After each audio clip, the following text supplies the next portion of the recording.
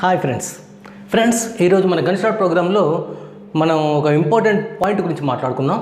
ఇక్కడ మమతా గారు మొన్న ధర్నా చేశారు కదా, సిబిఐ వాళ్ళు తన వెస్ట్ బెంగాల్లో ఇన్వెస్టిగేషన్ చేయకూడదు అని చెప్పేసి.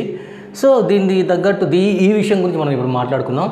ఈ విషయంలో తను బాబు గారిని వాడుకోవడానికి ట్రై చేస్తున్నారా, బాబు గారు మమతా గారిని ఒక స్టెప్ లాగా తను వాడుకోవడానికి చూస్తున్నారా, ఎవరిని వాడుకుంటున్నారు, ఆ విషయం గురించి తెలుసుకుందాం.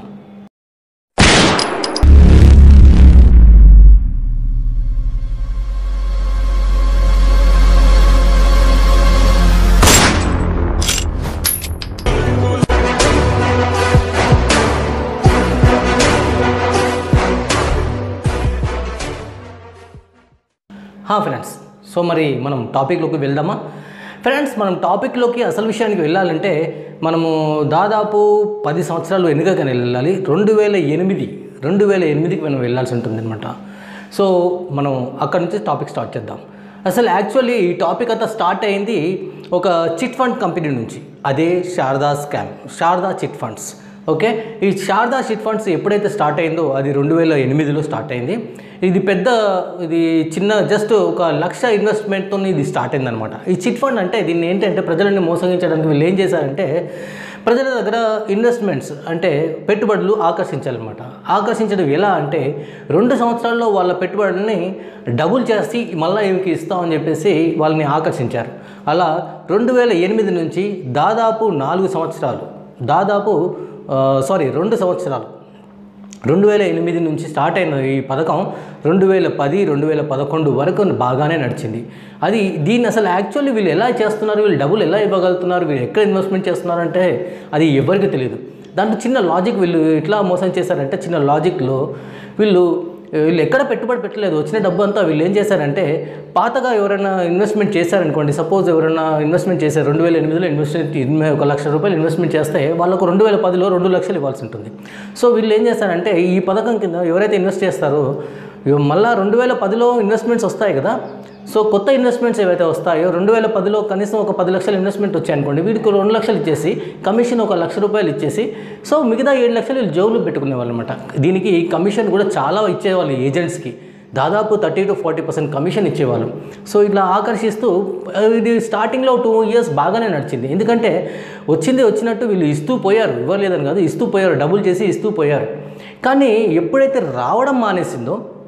ఎప్పుడైతే ఇన్వెస్ట్మెంట్స్ రావడం మానేసాయో అప్పటి నుంచి ప్రాబ్లం స్టార్ట్ అయిందనమాట. ఎందుకంటే వీళ్ళకి డబ్బులు ఇవ్వాలి కాబట్టి ఇన్వెస్ట్మెంట్స్ రావటం లేదు.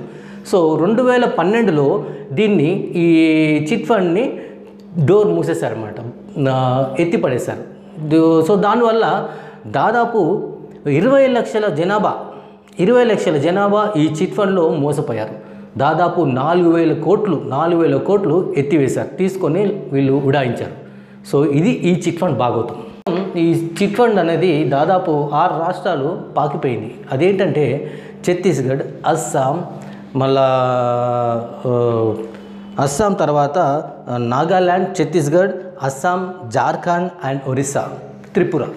సో ఇన్ని రాష్ట్రాలు అది పాకిపోవడం వల్ల ఈ రాష్ట్రాల ప్రజలు అందరూ దాని మీద ఎప్పుడైతే స్టాప్ చేస్తారో అప్పుడు రోడ్ల మీదకి రావడం స్టార్ట్ చేశారు.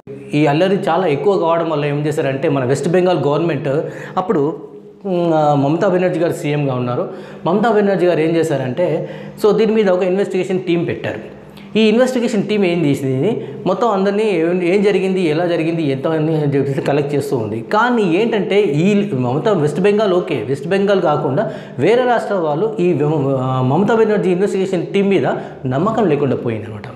ఎందుకంటే ఆ చిట్ ఫండ్ స్కామ్లో ఏదైతే ఉన్నారో చాలామంది పెద్దలు, మమతా బెనర్జీ గారు ఉన్న గవర్నమెంట్ ఎంపీలు కూడా అందులో ఇన్వాల్వ్మెంట్ ఉన్నదనమాట.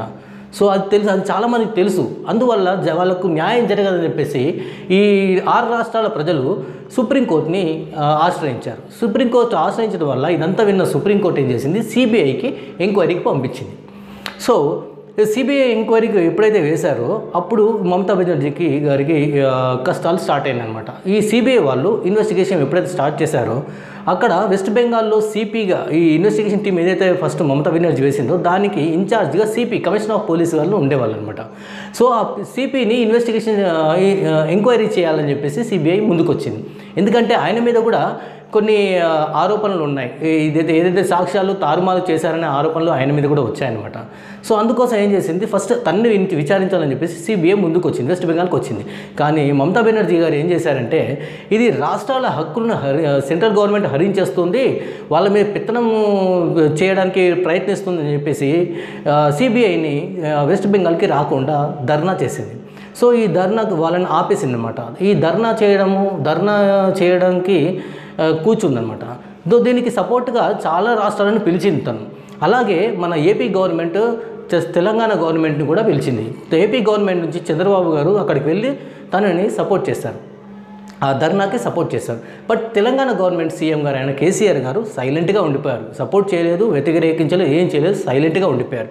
బట్ ఇప్పుడు అలా సైలెంట్గా ఉండడం కూడా తప్పు అని చెప్పేసి కాంగ్రెస్ గవర్నమెంట్ మాట్లాడుతుందన్నమాట. ఎందుకంటే మమతా బెనర్జీ ఎవరైతే ధర్నా చేస్తున్నారో ఆమె బీజేపీకి వ్యతిరేకంగా ధర్నా చేస్తుంది. బీజేపీకి వ్యతిరేకంగా ధర్నా చేస్తున్నప్పుడు కేసీఆర్ గారు సపోర్ట్ చేయాలట. సో దాన్ని సపోర్ట్ చేయకపోతే, ఎందుకంటే థర్డ్ ఫ్రంట్ కోసం ఆల్రెడీ ఒకసారి మమతా బెనర్జీ గారి దగ్గరికి సీఎం కేసీఆర్ గారు వెళ్ళారు, అప్పుడు ఏం డిసైడ్ కాలేదు. బట్ అలా వెళ్ళిన అతను ఇప్పుడు ఎందుకు సపోర్ట్ చేయట్లేదని కాంగ్రెస్ వాదించింది. దానికి ఎందుకంటే బీజేపీకి కేసీఆర్ గారు సపోర్ట్ చేస్తున్నారు కాబట్టి మమతాకి సపోర్ట్ చేయట్లేదు అని ఆరోపణలు ఇచ్చింది అనమాట. కానీ ఒక్కటి అర్థం అవ్వట్లేదు ఫ్రెండ్స్, ఇది పెద్ద గూడిపోవటానికి కదా, పెద్ద స్కామ్ కదా, దాదాపు 4,000 కోట్ల స్కామ్ కదా. దీన్ని సపోర్ట్ చేస్తుంది మమతా బెనర్జీ కదా, మమతా బెనర్జీ గారు కదా. సిబిఐని రాకుండా ఆపుతుంది. తనకంత భయం, తను అంత తప్పు చేయనప్పుడు వాళ్ళని ఎందుకు ఆపాలి? ఇన్వెస్టిగేషన్ జరిపించవచ్చు కదా. ఇన్వెస్టిగేషన్ కరెక్ట్ నిజాలు తెలిసిపోతాయి కదా. బట్ ఎందుకు రానివ్వట్లేదు? సో తనకు కూడా ఎక్కడో అక్కడ భయం ఉంది, ఏదన్నా తన వ్యవహారాలు బయటపడతాయని చెప్పేసి. సో అలాంటి తనకు సపోర్ట్ చేయాలా? సపోర్ట్ చేస్తున్న బాబు కరెక్టా? సపోర్ట్ చేయకుండా సైలెంట్గా ఉన్న కేసీఆర్ గారు కరెక్టా? ఎవరు కరెక్టో మీరే చెప్పాలి. ఓకే, ఇది పక్కన పెడితే ఇంకో విషయం ఏంటంటే మమతా బెనర్జీ గారు తనకు చాలా సపోర్టు ఉంది అని, మీకు బీజేపీకి వ్యతిరేకంగా చాలా సపోర్ట్ని కూడగట్టాను అని చెప్పేసి ఏ రాష్ట్రాలను పిలిచింది, బీజేపీ వ్యతిరేక పార్టీలను పిలిచారో దానికి బాబు గారు కూడా వెళ్ళారు కదా. సో అది చూపించుకోవడానికి ట్రై చేస్తుంది సెంట్రల్ గవర్నమెంట్కి.